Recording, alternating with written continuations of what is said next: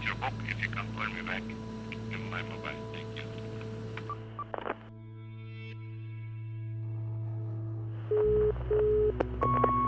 Please. Hello. Can you call me about your book? Thank you.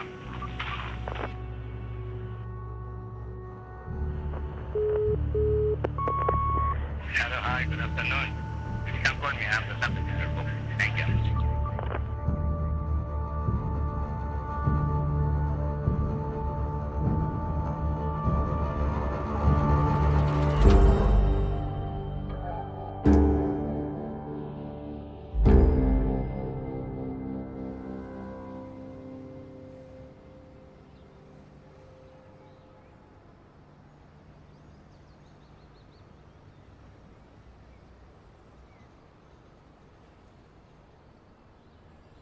At around 1 o'clock, Ashraf Marwan, an Egyptian super spy, fell off the balcony in Carlton Terrace, central London. The medics were directed to a small rose garden.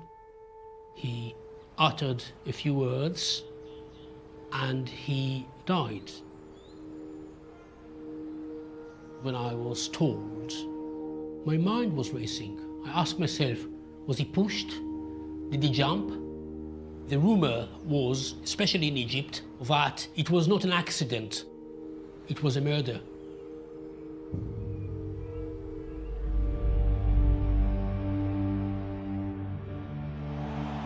In 1948, in Palestine, Jews declared State of Israel. On the next day, Egypt and the Arab neighbors invaded. So, for years, Israel and Egypt hated each other.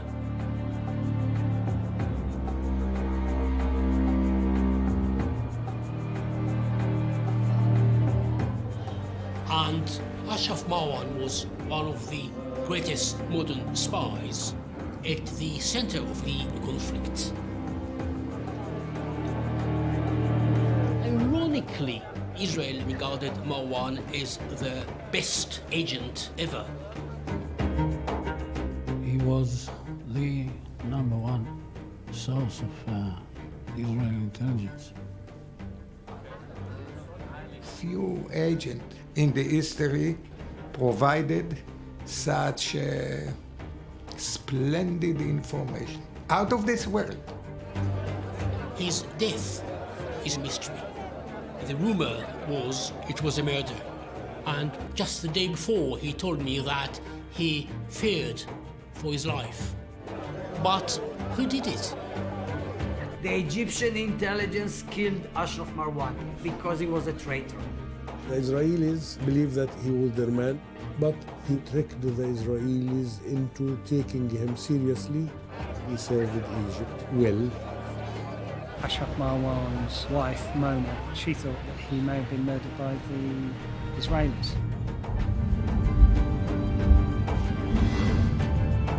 And when I think about it now, I'm still asking myself, was I responsible? I was the one who unmasked him to the world.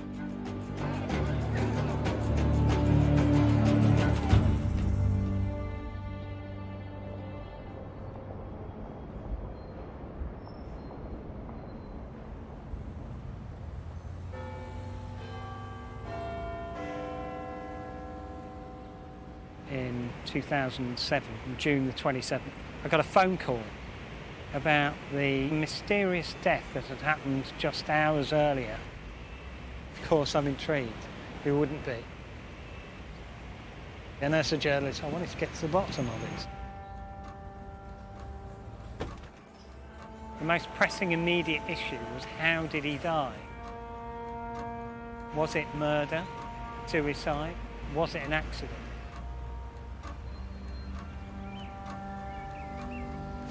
So this is the place from which he fell. He fell 5 floors down.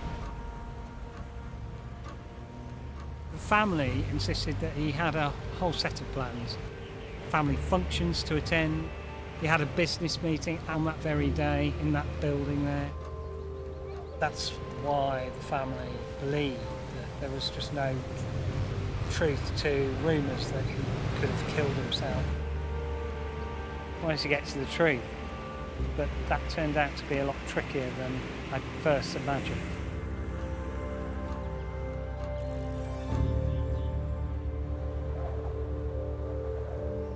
On the day he died, I was waiting for him to phone.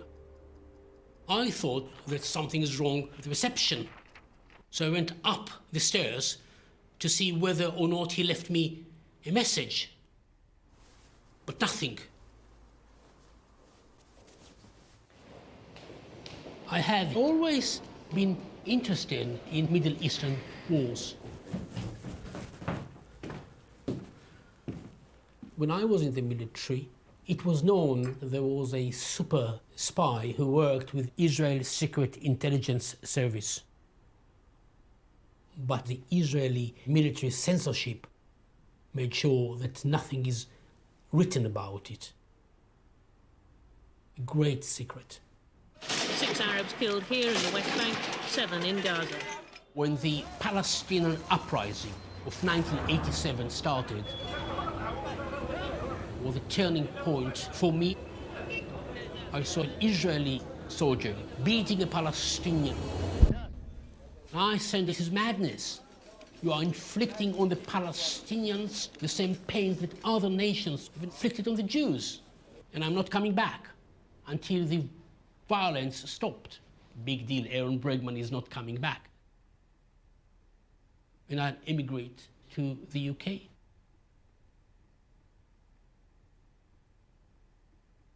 After I finished my PhD on the Arab-Israeli conflict, I joined the Department of War Studies at King's College London. Have we discussed the spy here in class or not? Was it mentioned? Right. And I've published 6 books you know nothing about. The joke, don't use it. I'm using that. In 1998, I was a consultant on a major documentary, and I interviewed Director of Military Intelligence in Israel, General Eli Zaira. When we finished the interview, we were standing in the corridor, and what he said to me there changed everything for me. He said that the Mossad top spy was a double agent. I was shocked to the core. What were the implications of the spy being a double? If he was a double agent during one of the most important wars in Middle Eastern history, then all the intelligence the Israelis based their decisions on would be cast into doubt.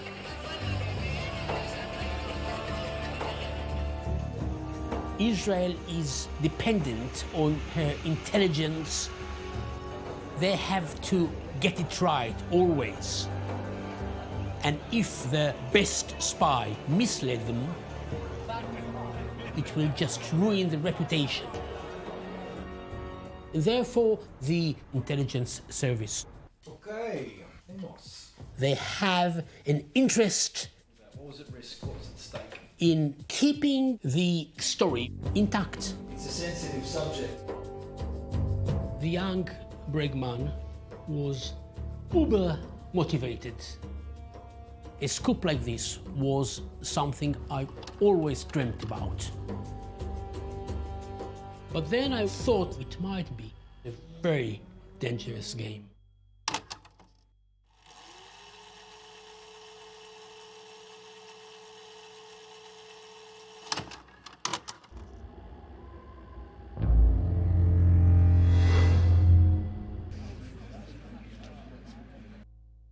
Ashraf Marwan was the son of an army general, and people see in that a sign of social seniority.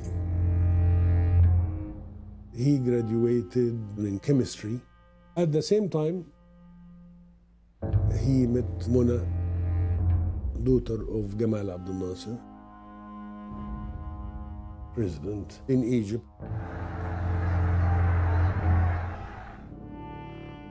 They fell in love. He knew how to jump to the good bed. He married the daughter of Nasser, the almighty Nasser. Nasser was like God for the Arabs. Idol. Nasser. 1967. This was a crisis moment for Nasser. Israel crippled the Egyptian Air Force on the ground.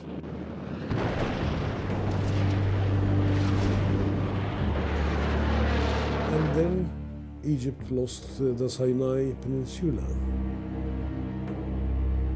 Egypt felt disbelief that this could happen to us.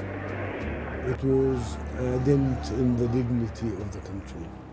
And the process of rebuilding the army started.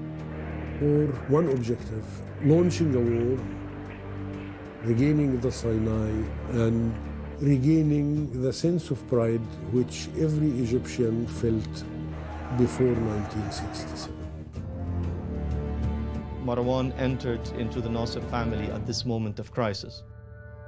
He wants to be important, but Nasser didn't entrust into him the kind of missions that Ashraf Marwan believed. Now, when I'm married into the family, I'll get them. Nasser, he felt that this guy did not want to marry the girl for her personality. He wanted to marry the daughter of the president.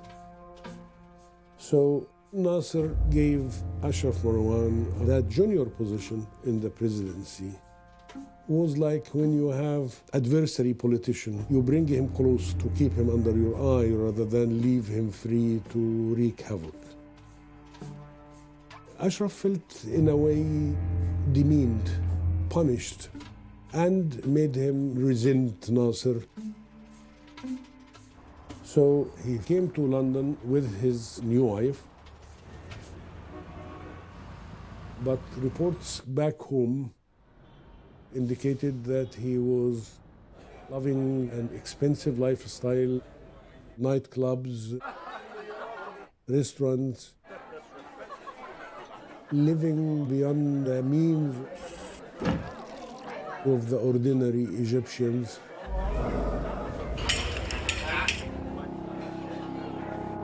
Nasser lived a very frugal life, and he felt that it was highly embarrassing. Nasser shunted them back to Cairo.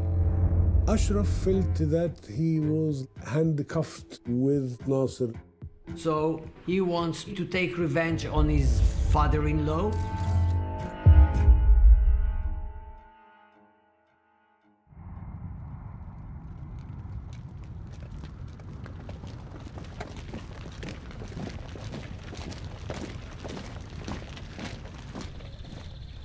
Israel leaders call it the total destruction of Egypt's Sinai forces.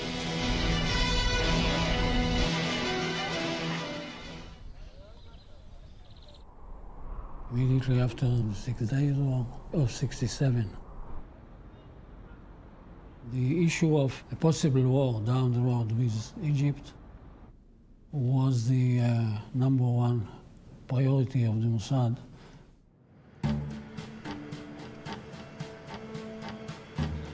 Every country, every government has to deal with the intentions of our enemies. And the more you know about it, the better you can prevent a war. So military intelligence for the Mossad was very, very important. The Mossad is responsible for collection and special operation,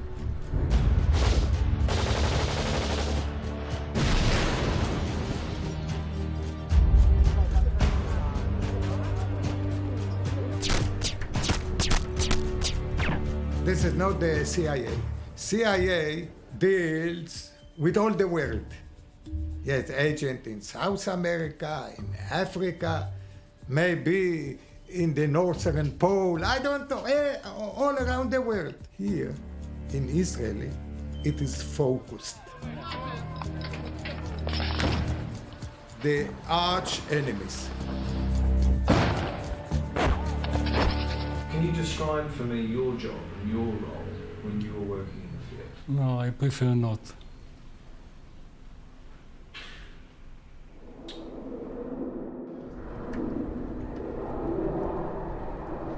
So, 67. At that moment, we started to look for intelligence that would either support or the opposite. The issue of war down the road with Egypt.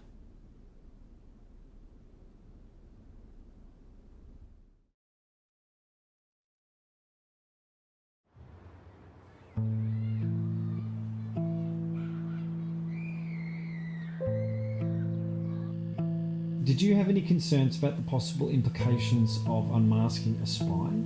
Look, Tom, the Mossad could be very dangerous, and unmasking one of the spies could have endangered me.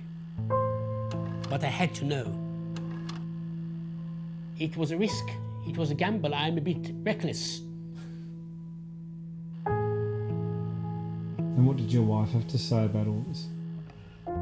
I knew that she would be unhappy to see me involved in such a thing. She was much more responsible and less reckless than me. So I told her nothing of my spy games.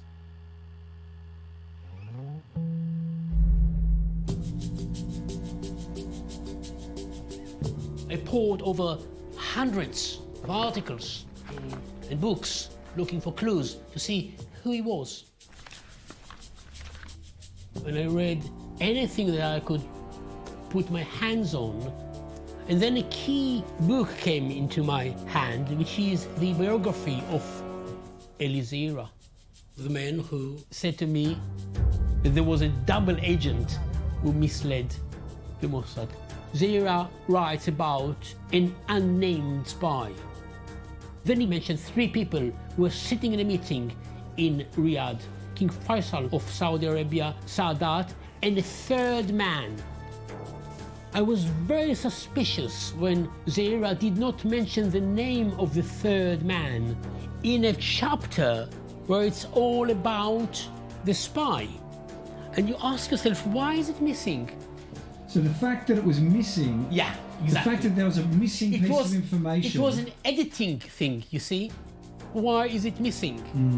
So maybe the name is not mentioned because someone is trying to hide the name. But there is a reference, Robinson, page 136. 136. And here is the 3rd man, Dr. Ashraf Marwan. When I saw it, all my red lights started flashing. My gut was telling me that his name was significant, Ashraf Marwan. It was an educated guess.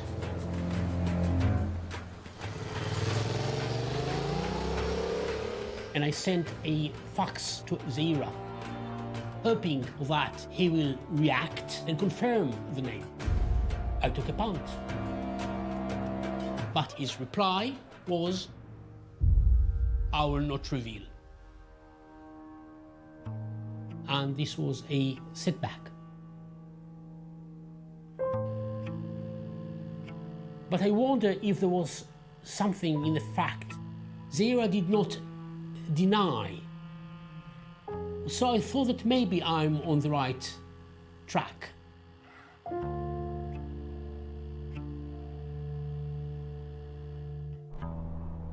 refused to negotiate until they were removed. This was the position when the Arab world was dealt a blow from which it's still reeling. Now, the explosive situation in the Middle East has been further complicated by the unexpected death of Egypt's President Nasser. This man, Anwar Sadat, took over as president-elect.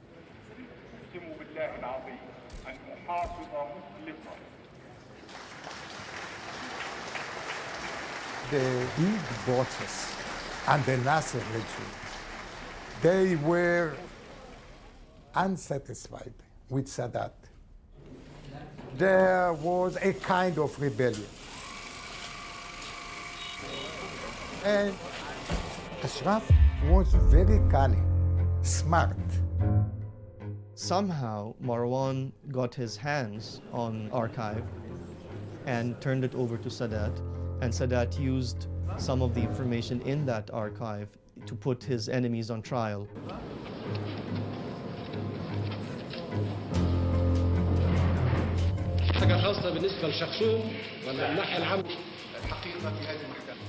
It was very consequential in Marwan's future career to prove to Sadat his loyalty to him can come at the price of stabbing in the back Nasser's closest aides.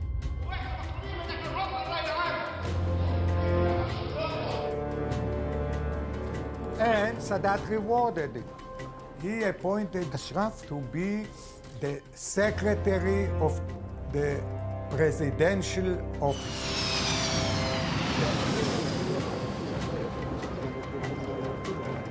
He was part of Sadat's inner circle. At the time, he was not 30 yet. And that is the youngest man in the job ever. But knowing Ashraf Marwan, every step is calculated to build for what comes after.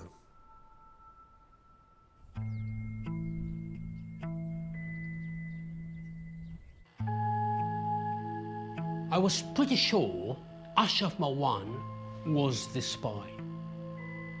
But I needed a confirmation. So I thought that perhaps the editor of Zaira's book, Rami Tal, could help with the name of this spy. Obviously, the editor discussed the matter with Zaira, so I devised a plan. I then took a flight to Tel Aviv.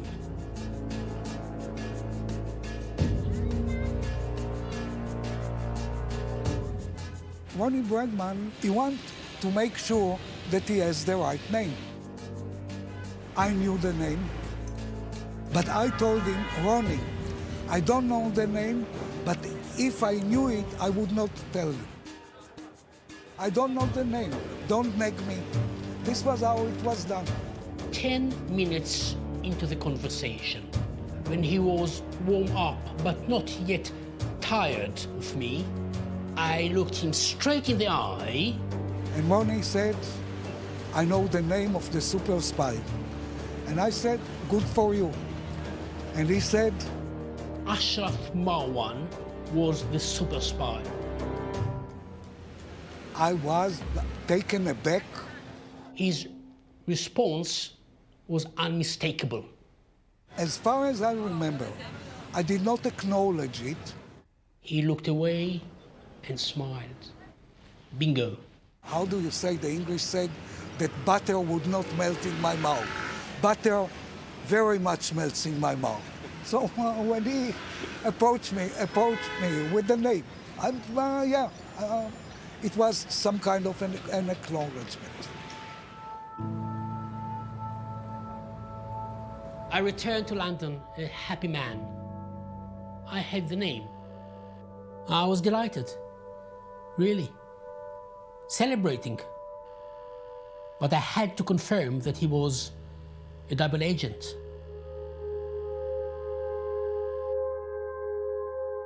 Okay, so how did the Mossad get involved with Ashraf Marwan? He was a walk-in.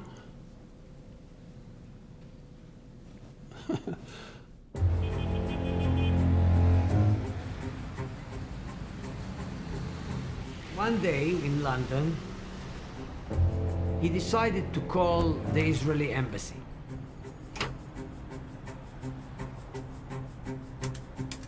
This is how moments in history are made. They are made out of pure luck. Because when he called the embassy, luckily enough, The head of Mossad stations in Europe, Shmuel Goren, was visiting the station. והייתי אחראי על העבודה הזו באירופה. מצלצל אדם, שמעתי את השם, והשם מיד קפץ לי. אבל לא, אמרתי, זה לא יכול להיות. אחד כזה שיבוא אלינו. When recruiting a new agent, what are the risks to you, to the Mossad? To the Mossad, first, that he might be a double agent. Number two, he's a liar. And number three, that he can surrender you, and which is very dangerous. But being an intelligence officer, if you are not suspicious as part of your culture and character, you stand a fair chance not to be a successful intelligence officer. And in the case of walk-ins, it is even more important to be suspicious.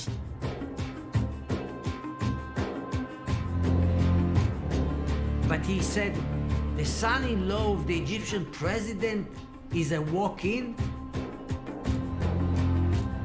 We cannot miss that opportunity. זה היה הימור. מקרים האלה זה בין צלש וטרש. את יודעת לתרגם את זה לאנגלית? אני לא יודע.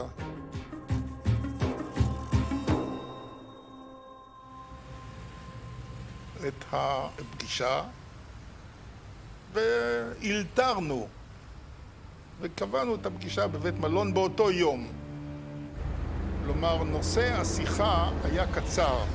המסמכים היו פרוטוקולים אותנטיים של שיחות עם הרוסים, ששם משלחות בדרג הכי גבוה המצרי במוסקבה, יחד עם הדרג הכי גבוה הרוסי, שלהיות זבוב על הקיר שמתנהלים פגישות כאלה, זה חלום של כל איש מודיעין.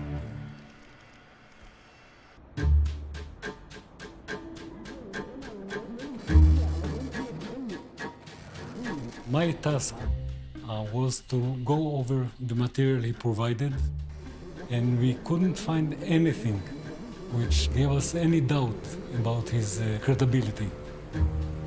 Okay, so what exactly did you do to be certain?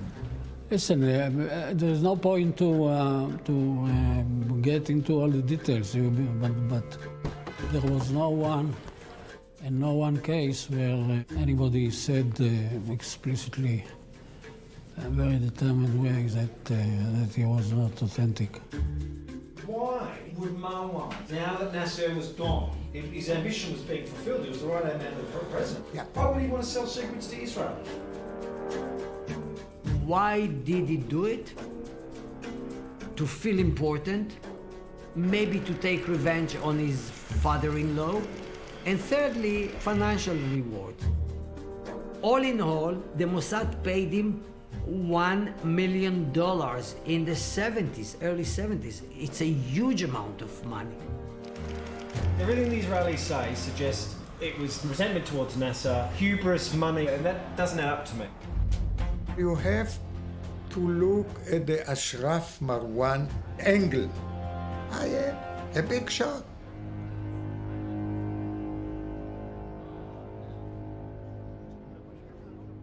How did Marwan's spying for you work exactly? He accompanied Sadat to meetings with leaders.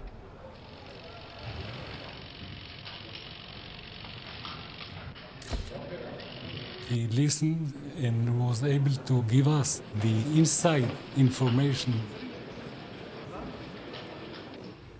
When the Mossad met with Marwan, the meeting would take place in London. Marwan would provide his documents. He would get his money, then he will leave first, and the Israeli will leave after him. What was so valuable about the information he gave you? The most important pieces of information which Ashraf Marwan gave Israel, he brought the order of battle of the Egyptian army. It means that Israel would know how Egypt would going to strike. And they would attack us only if they have enough air cover provided by the Russians. אני אומר לכם את זה עוד פעם ועוד פעם, כי זה היה, מהבחינה המקצועית זו הייתה רעידת אדמה. It was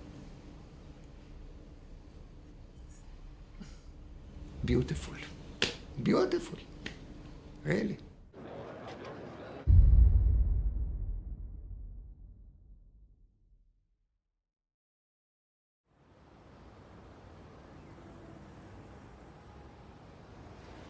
Tried to piece together really what happened to Ashraf Marwan. Was it murder? Was it suicide? It is very interesting to be here.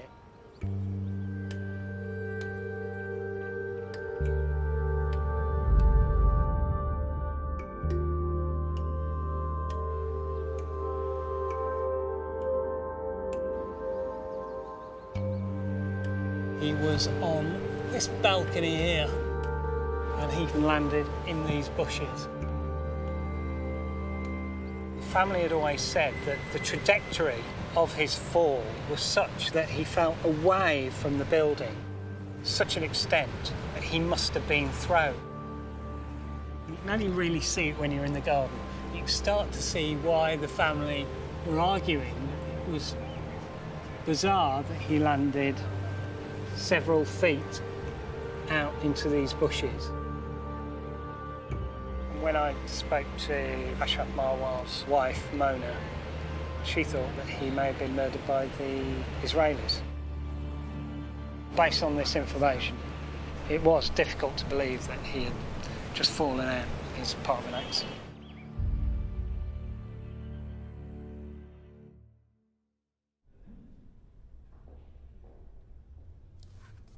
I gathered a huge amount of data during my research. This is Zaira, and he was young. He was a good-looking man, very clever, very clever. I had the head of Israeli military intelligence telling me this spy was a double agent. This could only make Israeli intelligence look bad. So I had to take notice of it. And then I uncovered something big behind the meetings in London. Marwan was reckless. He would just do stupid things, take chances. He would phone the Israelis, the embassy, directly, ignoring the careful system whereby he should phone them indirectly using a third party, a lady in London. Of course, all the lines could have been taped by other agencies, by the MI6. And he would arrive in meetings driving the car of the Egyptian embassy in London.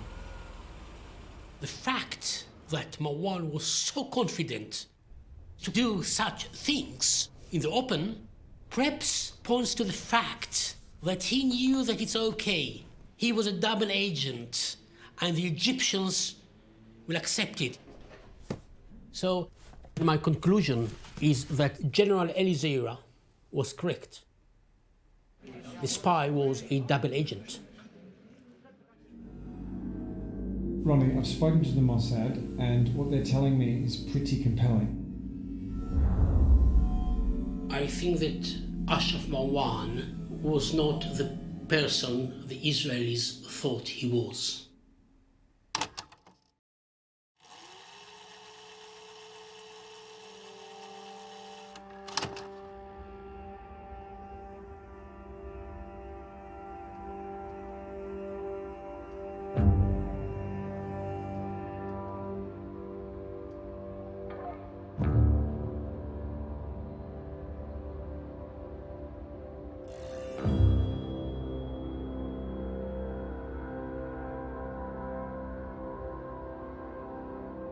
Sound?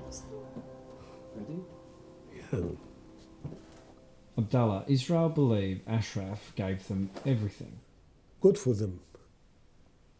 Ashraf Marwan, I believe that he served Egypt well. He did it under instructions from Sadat. He did not do it out of his own free will albeit he was prepared to play the dangerous game.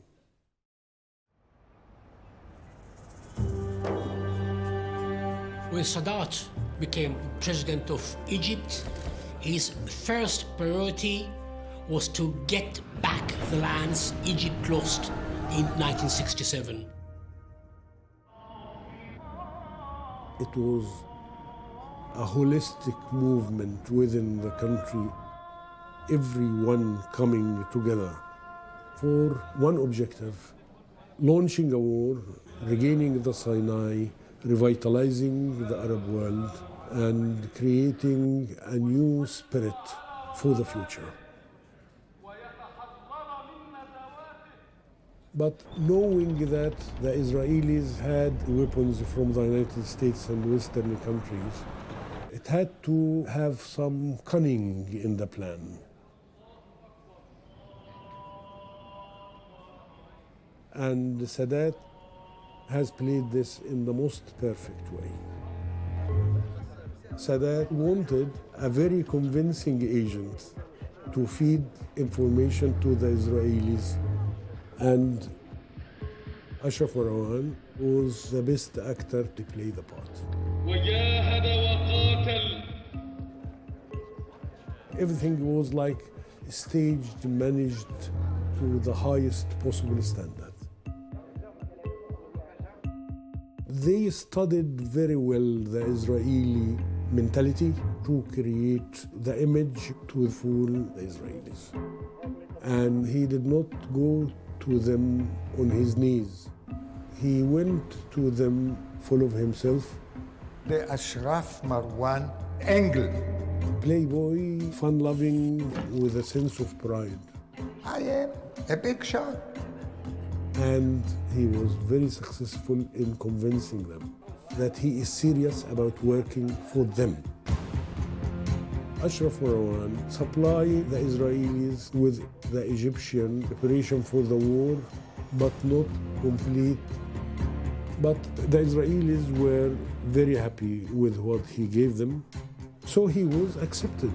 החומר שקיבלנו, אני הגדרתי אותו שהוא מגיע פעם ב-1000 שנה.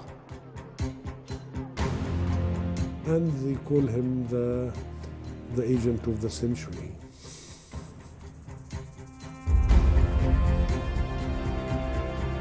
All under instructions from Sadat. There's this double agent theory. I would like your opinion. אף מדינה בעולם שחומר כזה יגיע לידי האויבים שלה. He's a traitor. He's just a simple traitor. That's it. How did the information that Marwan gave you influence your thinking?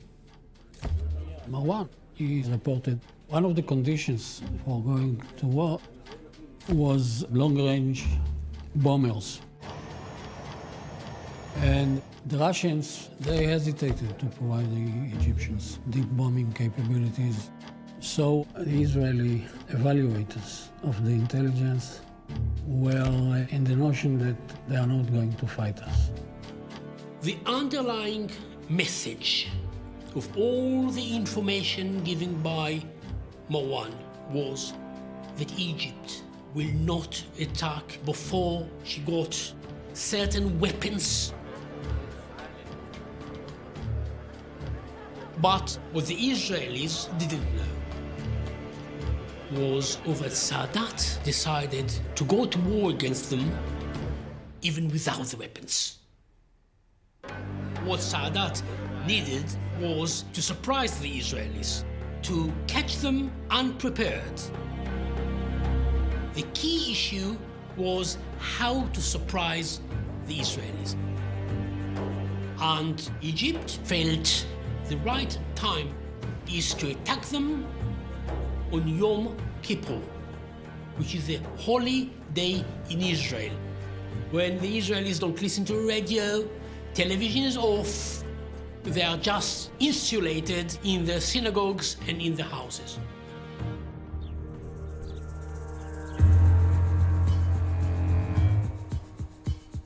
On the 6th of October 1973, The Egyptian units on the ground were told now.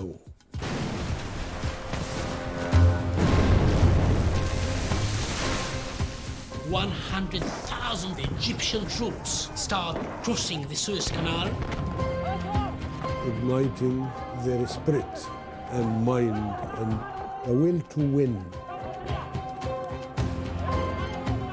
On the other side, there are only 452 Israeli soldiers.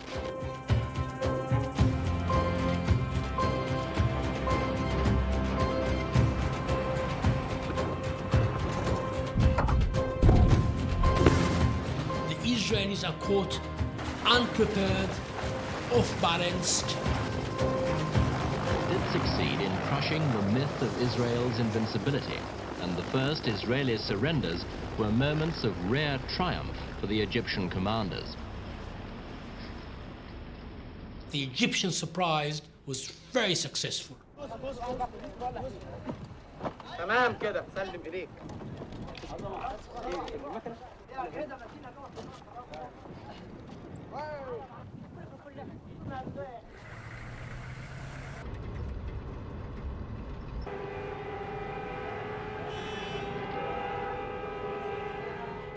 מפוצץ, מלא אנשים, כל המקומות היה 12 בצהריים, התחלנו לראות תנועה של רכבים, באו הצבא, לקחו אותם מפה, הם עלו לרכבים של הצבא. יכול לבוא להגיד לך, בסך הכל היה טוב ובואו.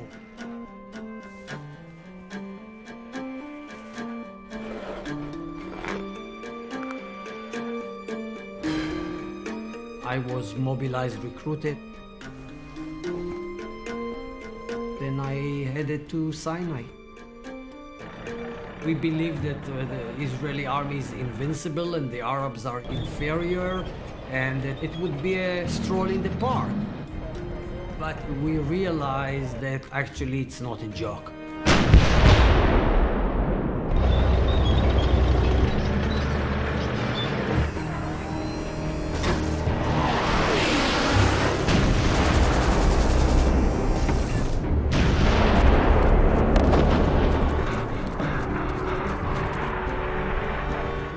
Bombarded from the air.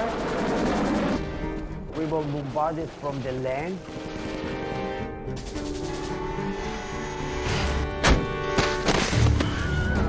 We fought almost face to face with Egyptian soldiers.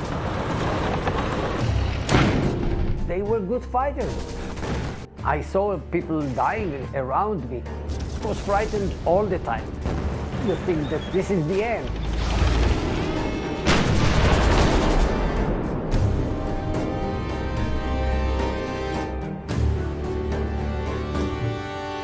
Took 5 kilometers of Sinai, and they dug in and they rebuffed everything.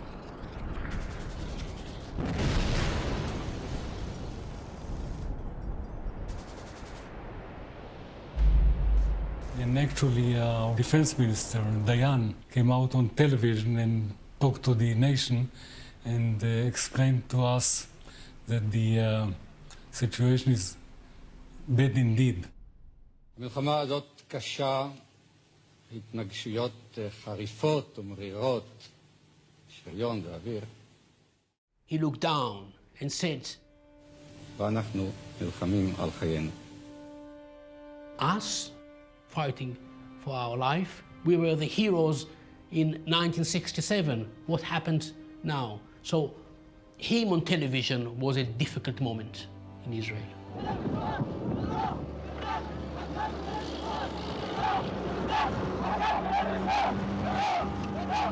When the war was over, the Egyptian people were extremely happy.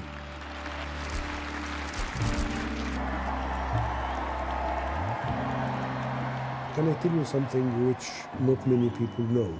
During the 1973 war days, the rate of crime dwindled to zero. There was no crime, no at all. Everyone united with everyone. The one goal they had was to regain their sense of pride and dignity.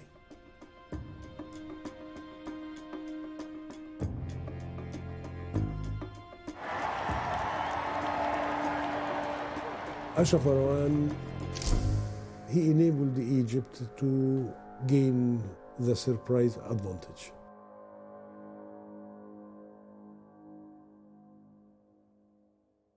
The Egyptians are adamant they got the jump on you in 73 because Ashraf Marwan misled you. But it's just the opposite. They didn't surprise us. They gave us an early alert.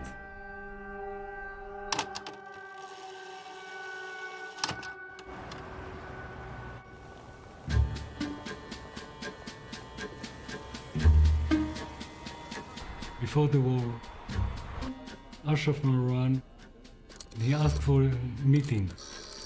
Gave the code words, chemicals.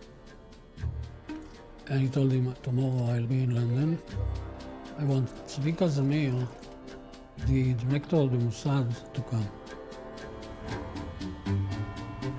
The meeting took place at about 10 o'clock p.m.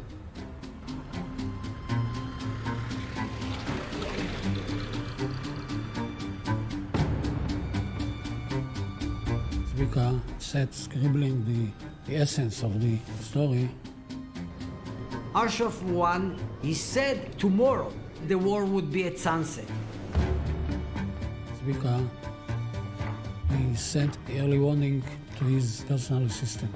It was disseminated to the Director of Military Intelligence. We could prepare ourselves for the attack. Ashraf, he gave the plan.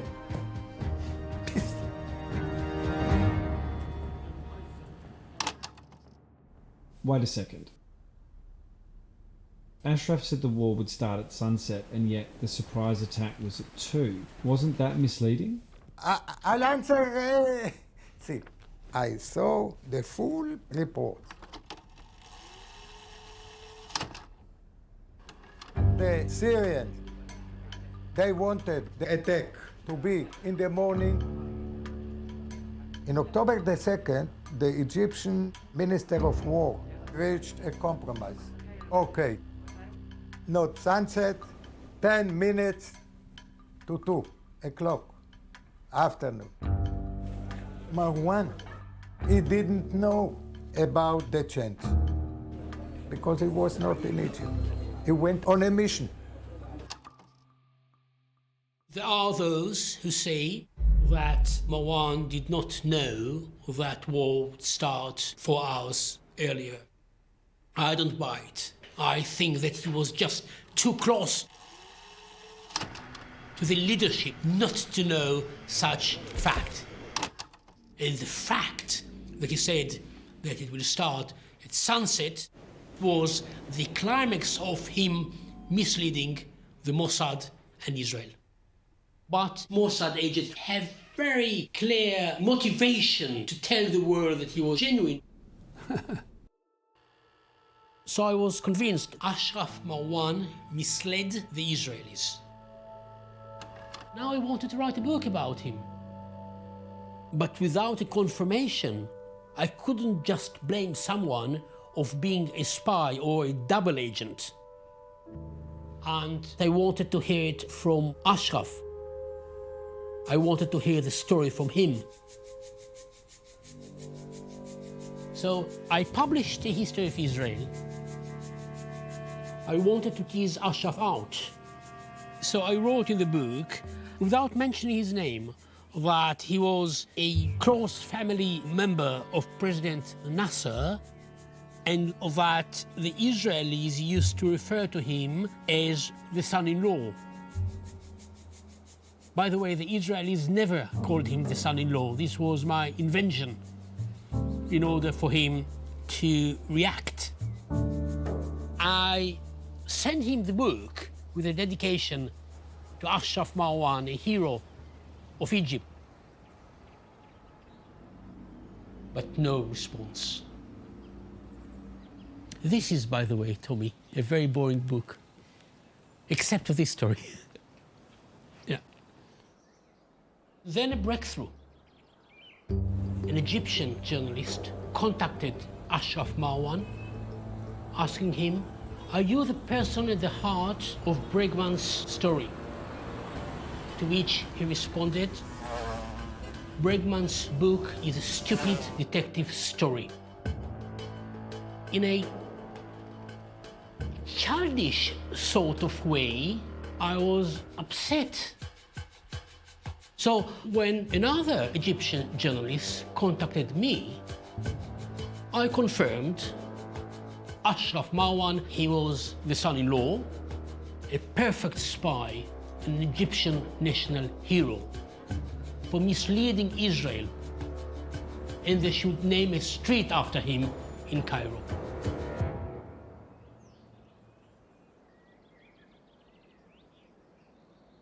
I was obsessed with it, and if you have something so important and you don't tell your wife,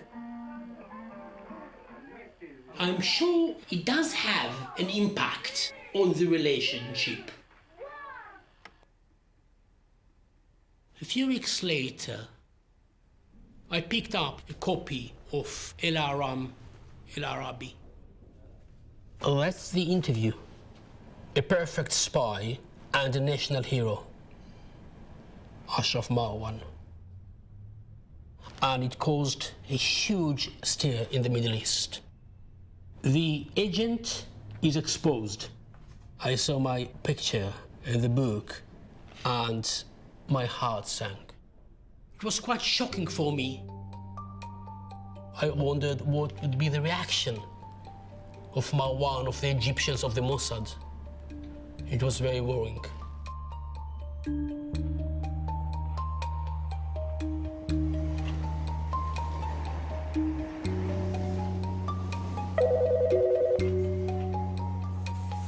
The next day, I'm in the garden. Through the window, I can see my wife banging. You have a telephone call. I pick up the phone and someone says, "How are you?" It's Arabic accent. "And who are you?" I ask. "I am the person you've written about." I'm taken aback. He says, "We should meet up."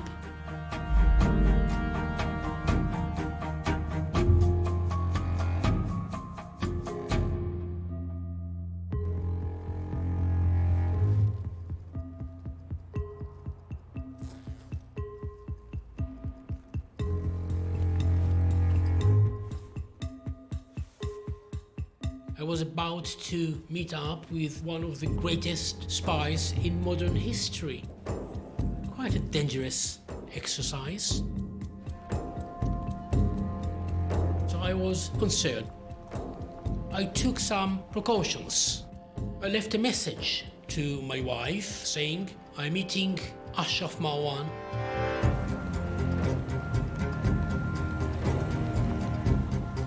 I walked to the Intercontinental Hotel, looking back from time to time.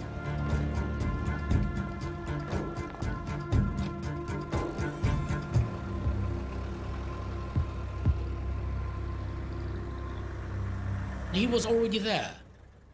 I've never seen him before, and I was quite surprised to see how tall he was. Well dressed, with a scarf, red scarf, pacing up and down. And although we never met before, we immediately recognized each other. "How are you?" I ask. "I'm ill," he says. "I just had a few operations." We ordered coffees, and when the coffee did not come to our table, he got up and went and fetched it for us, which was a big mistake. He could have put something inside. This was my only mistake in the meeting. I said to him, I had one big question I wanted to ask him. "Why did you say sunset, as the war started at 2 p.m.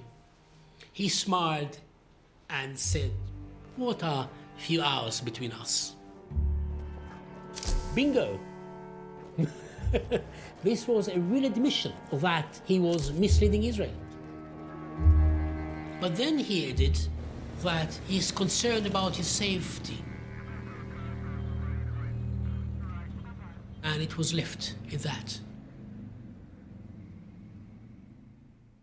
It was amazing, and I was very happy to be alive.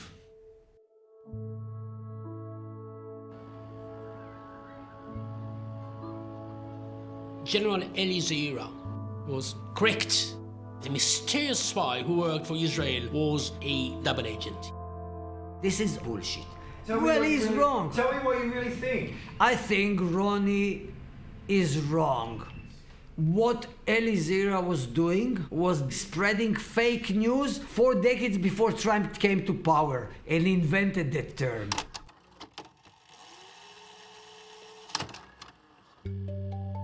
This was the day when Israel mourned her dead. The latest casualty figures, 1,854 killed. על גודל ההפתעה, הפתיע אותי, זה דבר שרודף אחריי עד עצם היום הזה. בטח, יש לי כעס.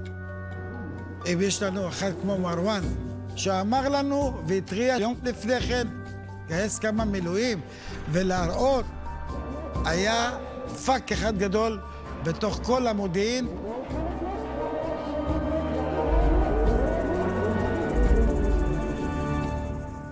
בטח שיש לי כעס, כעס מאוד.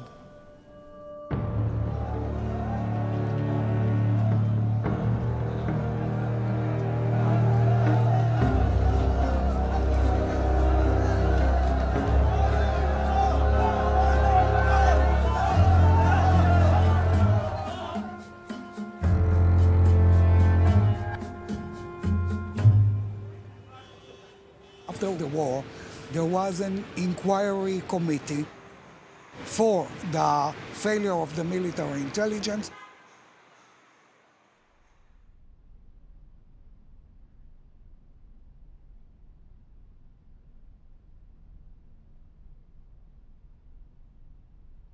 It was the responsibility of the head of the military intelligence, General Zaira, to give the alert, and he did not. Eli Zaira, when he was asked why you didn't do anything with such tremendous early warning, he said, I didn't want to bother the chief of staff. He was busy, really. Because Eli Zaira, he thought they would attack us only if they have enough air cover provided by the Russians. And the air cover is not yet ready. Eli Zaira didn't believe Ashraf Marwan warnings.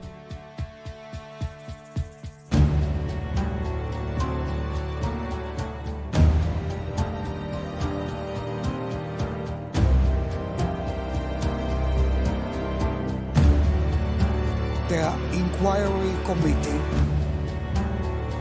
they concluded Eli Zaira bore the main responsibility for the failure in the war. Eli Zaira was ousted from active service.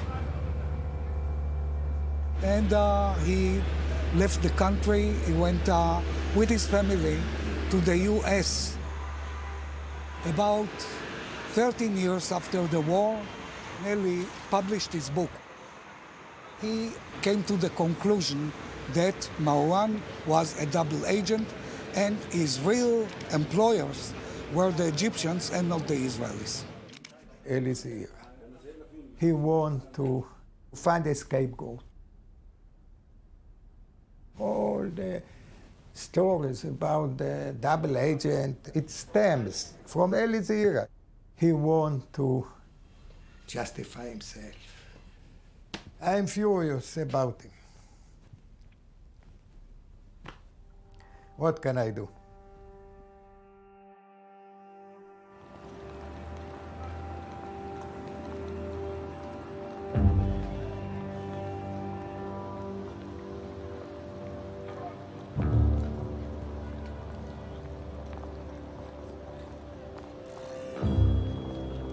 I actually spoke to Zaira yesterday. Zaira said all these facts. So, what do you want to prove? I'll throw it away. He said on October 4th, at early afternoon, the Soviets started... Listen, can you stop here? I'll tell you off.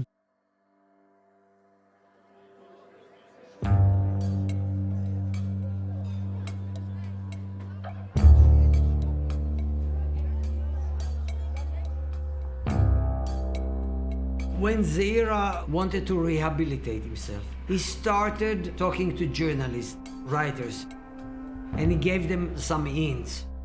One day he asked me for a meeting.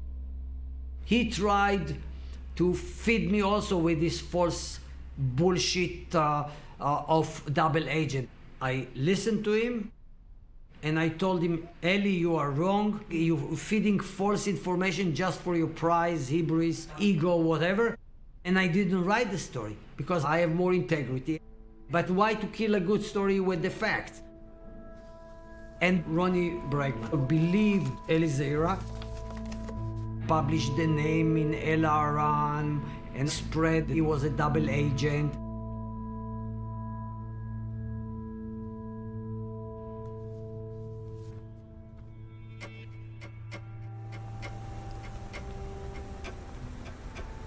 About a month after the murder, there was a major development.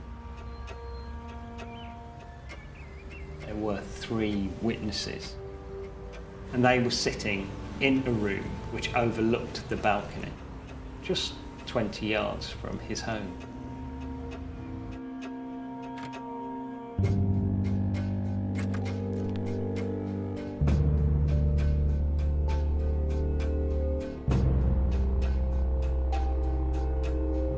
So I presume witness Joseph Rapassi would have been sitting here because he had the direct view of the balcony.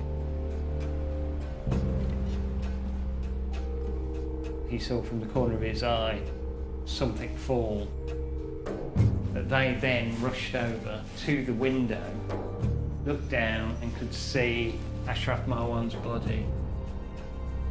And it was then that he saw 2 shadowy figures, Middle Eastern appearance, looking over the balcony. I flew to Hungary and met Rapassi in Budapest, and he did confirm to me that that was his story, which of course deepened the mystery. At the time it was a major development because it looked as if it could be, if they were people of Middle Eastern appearance, maybe they could be Egyptian secret services. And it did fuel speculation about who had possibly killed him.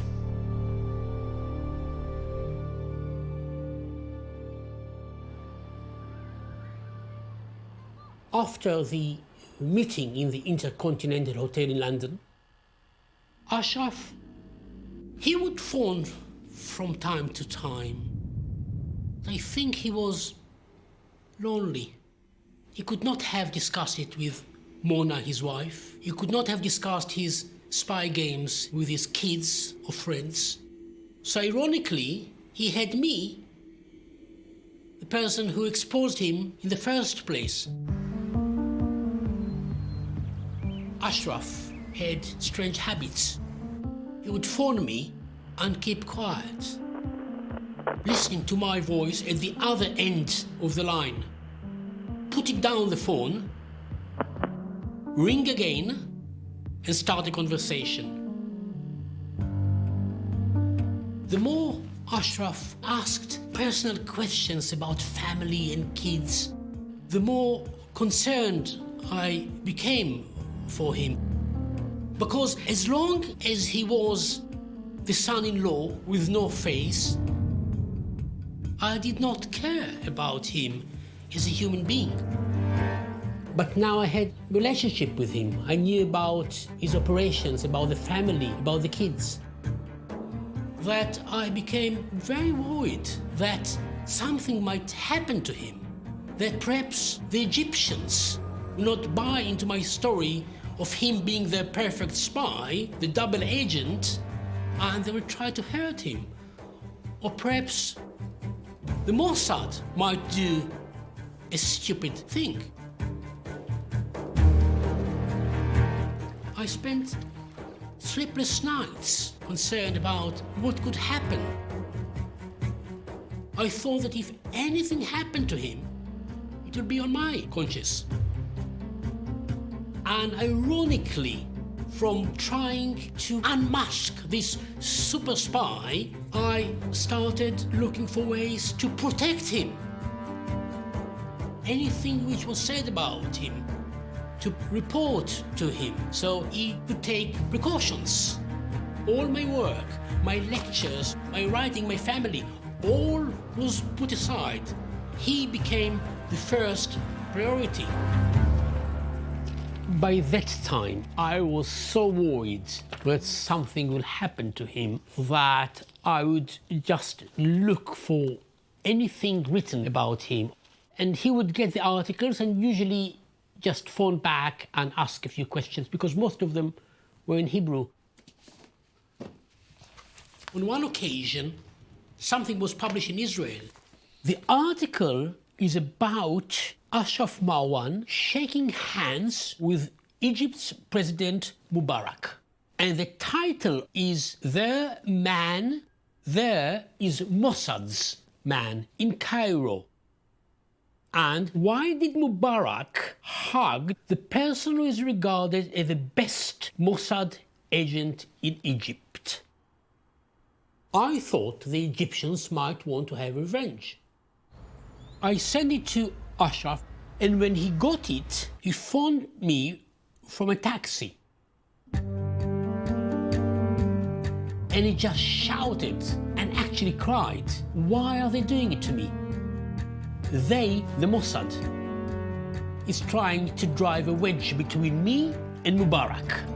And this is their revenge for me misleading them. He was so upset that even I became very upset. You think he was upset because Israel's story was a lie? Yes. And then he said there was no one spy. We were a group of 40 people whose task it was to feed the Israelis. There was your single double agent. There was Egypt.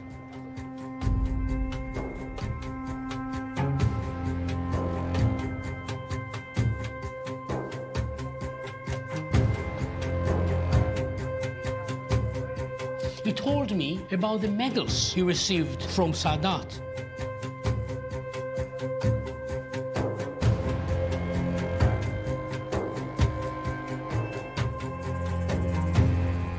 Wow, it was huge. Couldn't believe it.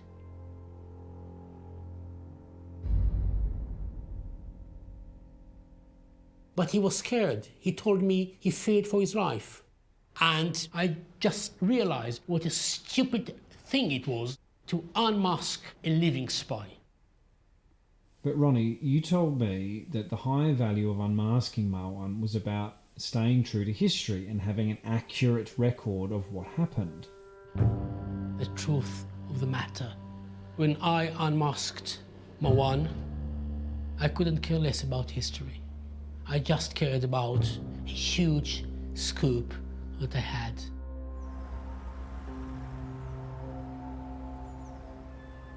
He wanted, as he put it, the story to die.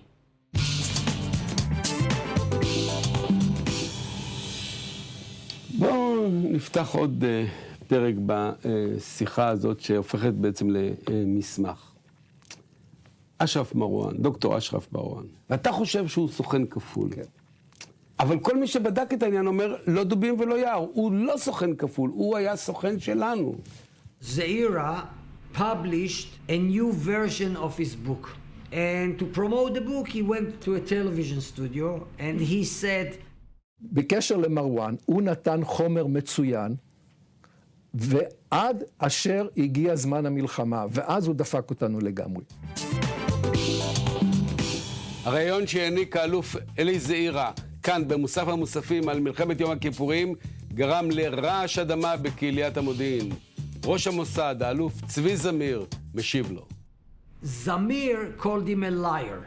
You lie. הוא צנזור של הידיעות. הוא משחרר ידיעות שהן תואמות את החשיבה, אתה יודע מה, החולנית שלו. So, Zaira took him to court for libel. So, Zamir countered by taking Zaira to court for libel. So there were two libel cases. The Mossad realized that it's getting out of hand.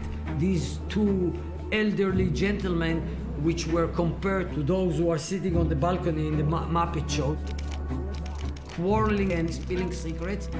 So the Mossad said, let's go to arbitration. I was invited to the arbitration by General Eli Zaira, who paid for my flight ticket, by the way. Zaira wanted me to tell the judge that he was not my source, which was correct.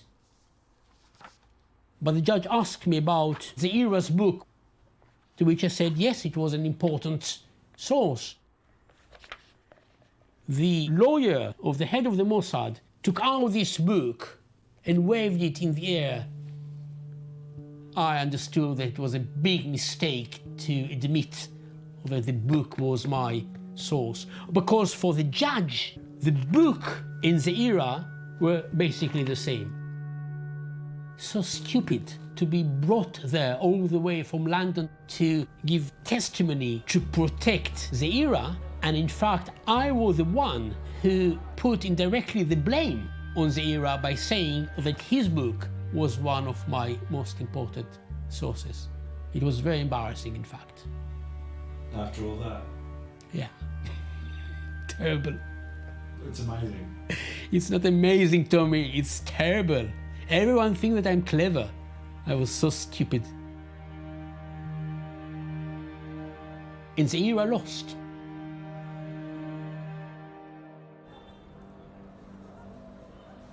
And then came a big mistake. The judge wrote a report where openly he stated that Ashraf Marwan was a Mossad agent. This is the report of the judge. Zaira versus Zamir. Here, look, Ashraf's name is mentioned many times, which was terrible. Here, they say there was a top agent who was handled by the Mossad, the agent, or Marwan. They expose his name here. So he is mentioned in this report so many times. As long as a historian, Bergman, said what he said about Marwan, this was bad but not the end of the world. But the moment a judge says, the agent, Marwan, this was official. When I saw the report online, I nearly fell off my chair. His life was in a real danger. I sent a fax message to Ashraf Marwan to phone me. I collected my son, put him in front of the television. The telephone answering machine was flashing. Message received today at 1:52 p.m. I was taken aback when I heard Ashraf's own voice. Hello, hi. I'm about your book. If you can call me back in my mobile. Thank you. It was very unusual. Ashraf was a real spy. Spies don't leave messages. And then a second message. Please. Hello, can you call me about your book? Thank you. To return the call using the... I could see that he was under pressure. Please. Hello, can you call me about your book? Thank you. Almost one after the other. Message received today at 3:11 p.m. Hello, hi, good afternoon. If you can call me, I'm the subject of your book. Thank you. To listen to the message I've known him for 5 years. This was the first time that he left messages on my answering machine. I took out my old tape recorder. I, for the first time, decided to record the conversation. I dialed the number. My finger was shaking. He picked up the phone. Hello, my friend. I'm okay, and how are you? Yes, sure, absolutely. Yes. Yes, absolutely, yes. Bye-bye. He asked me to phone him again. Put it down. And 2 minutes later. I'm talking to myself. 2 minutes later. And he's not answering. This was strange. I was very concerned that he said to me, phone me again, and then I tried again. So something is happening in the room when I'm talking to him. You see, I'm waiting for him. And 2 minutes later. Third time. What's happening in the room? He's there. You know, I phoned him, he said, phone me again. I'm trying and trying and trying. Hi, hello. No, don't worry. So, the report of the judge came out, and there are details there. This is the bottom line. Ashraf wanted the story to die. What he gets here is a report from me that his story is very much alive. And I'm sure that he's very stressed. I'm sure that he's very worried. It's awful for him. Are you in England? Tomorrow I will be in town. I will be at King's College. If you want to meet, we can meet, but it's up to you. Okay, my friend, all the best. Bye-bye. Bye-bye. I'm shaking.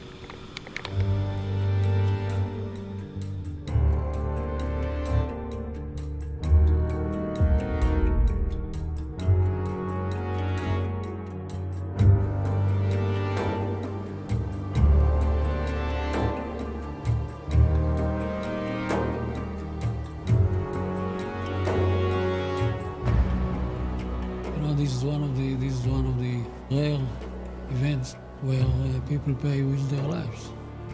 He paid with his life, and he didn't deserve it.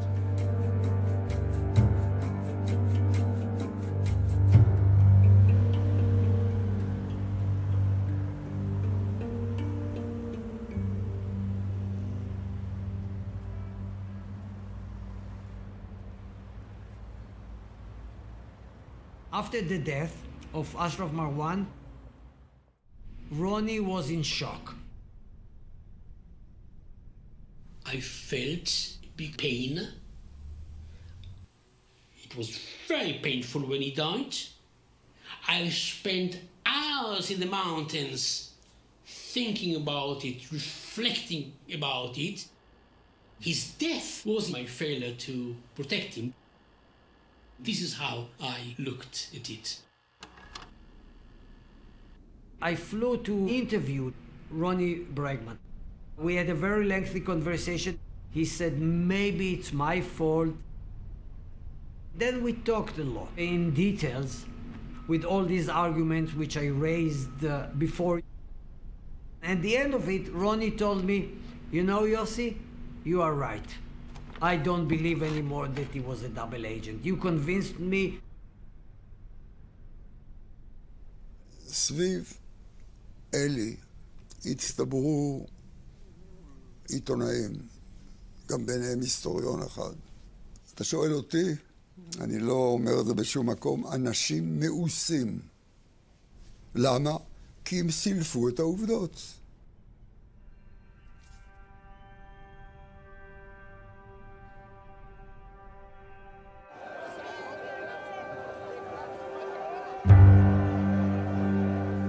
He had a funeral. They asked me, okay, he got such an Egypt funeral with all the leadership coming with black suit. His widow stand there, all the high echelon passed by her, kissing her or whispering. They asked me, how could it be that this is a traitor? I watched many mafia movies. When the mafia killed one of their members, all the dons are passing by the widows, whispering, we will give you money, we will give you money. The funeral of Ashraf Marwan reminds me the same.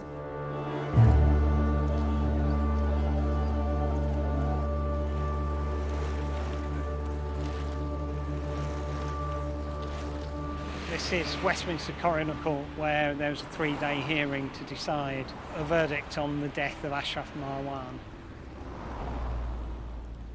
During the inquest, it was mentioned he had been writing his memoirs.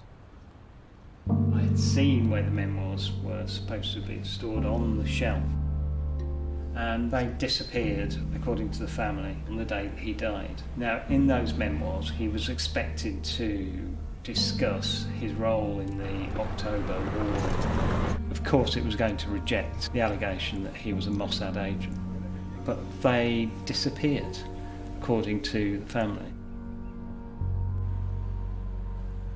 The Marwan family, through their lawyer, asked me to appear before the coroner. I was sitting where the coroner listened to the testimonies, and it was quite confusing.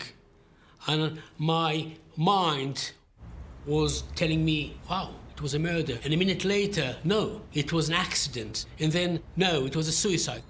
And to sit there with the family, back of my mind, there was the question, what was my responsibility? It was a very unpleasant experience. There was a 3-day hearing to decide, and at the end of it, the coroner handed down an open verdict on his death.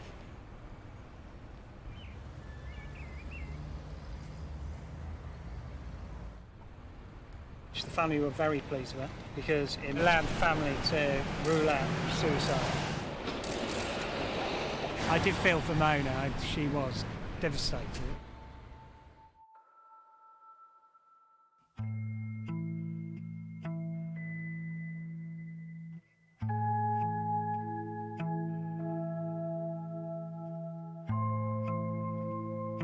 مدام منى، أصعب لحظة شفتيها في حياتك كانت إمتى؟ هما لحظتين،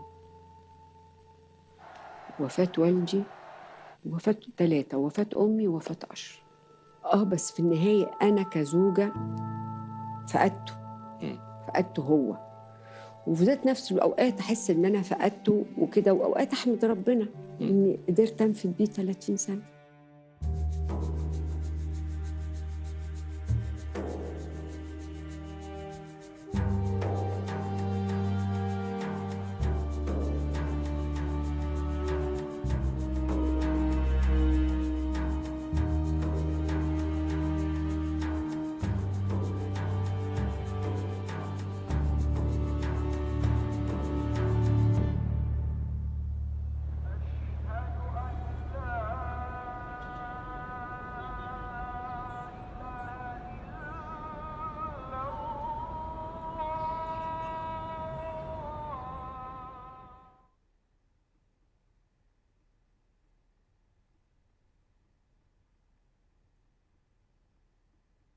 يعني إذا كان على صلة أو على اتصال بإسرائيل فده كان بتعليمات من مصر.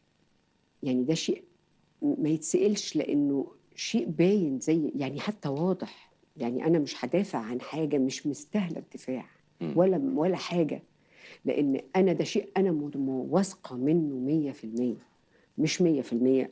يعني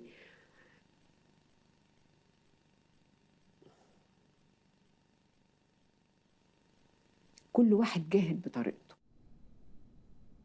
Ashraf Marwan in Egypt is regarded as a patriot who worked for Sadat to deceive the Israelis, basically by giving Egypt a 4-hour lead in the 1973 war. But Israel regard him as a national hero. כפול זה מאוד קשה להאמין. לדעתי, הוא היה סוכן שלנו. The Israeli side of things is supported by evidence. The Egyptian side has yet to present its own record. And only when both of them are available can we decide which is the more authentic version of the story. The question is, why is the Egyptian intelligence services 50 years down the line not releasing any shred of evidence about Ashraf Marwan? The fact that we do not have any evidence is really not about Ashraf Marwan. It is about the fact that if the Egyptians release any documents, it will establish a precedent that the public can have a say on how the Egyptian state should be transparent, that it should be accountable. And the Egyptian state doesn't want to establish this precedent at all. Even though by not revealing anything about Ashraf Marwan, it can be still raising the suspicion that in fact he was an Israeli spy rather than a double agent. The Ashraf Marwan story, this is not the real story. This is a side story of something that is much bigger. The Egyptian people, they want to know the truth.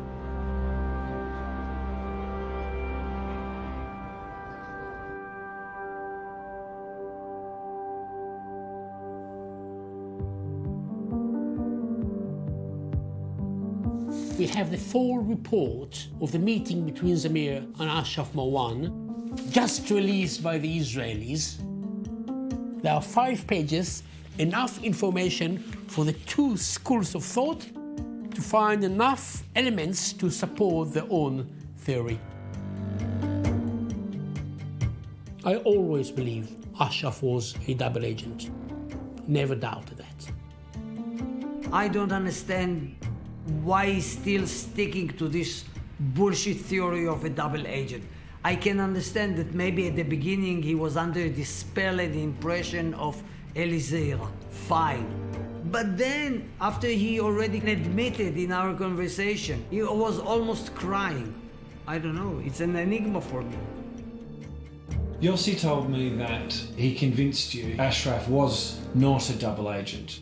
I don't think that this was the case. Yossi believes in what he believes, along with the Mossad, the truth. It's in the eye of the beholder. The fact that he is not ready to face the real story and to have the courage and the guts to say, I was mistaken, it's his problem with his conscience. Unmask the name of a human source, it's a sin.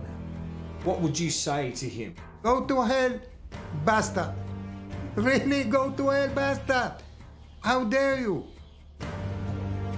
Because you don't put in danger a human being because you want to be famous. When it comes to the story of Ashraf Marwan, there is no ego in me. The Mossad, they can't give up on their story of Ashraf. And when I'm in bed at night, as you put it, I don't really think about whether or not he was double.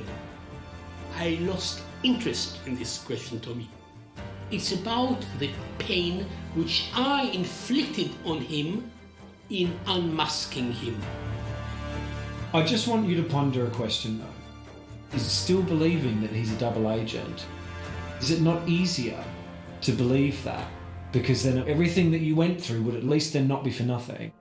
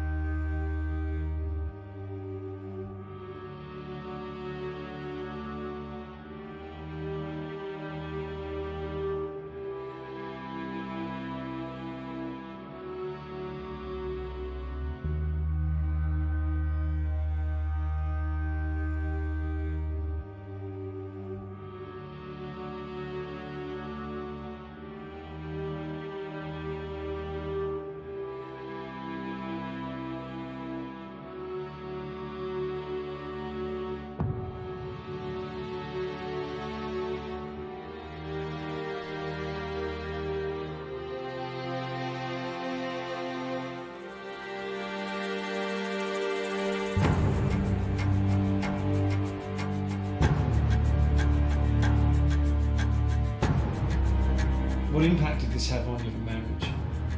Of course, I divorced, but it was not because of the Marwan story.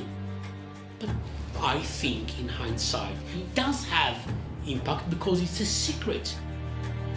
My then wife, when she came to know about it, she had the common sense to tell me that it will end in tears. But it was, of course, too late.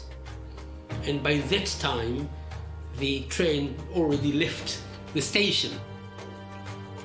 They bring you fish. They want to have your food. I'm looking for food. My fish, if I open this one, they jump. Do they? Yeah. They are guppies. You know, guppies like to jump. But with them, they jump, and I can save them. Because I just bring them from the floor and put them back. Look how many of them.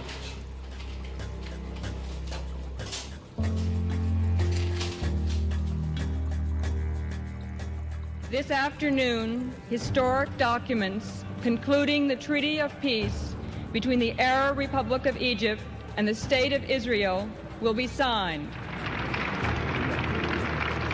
Let us have three of us together. Very good. I'm so proud of both of you. God bless you both.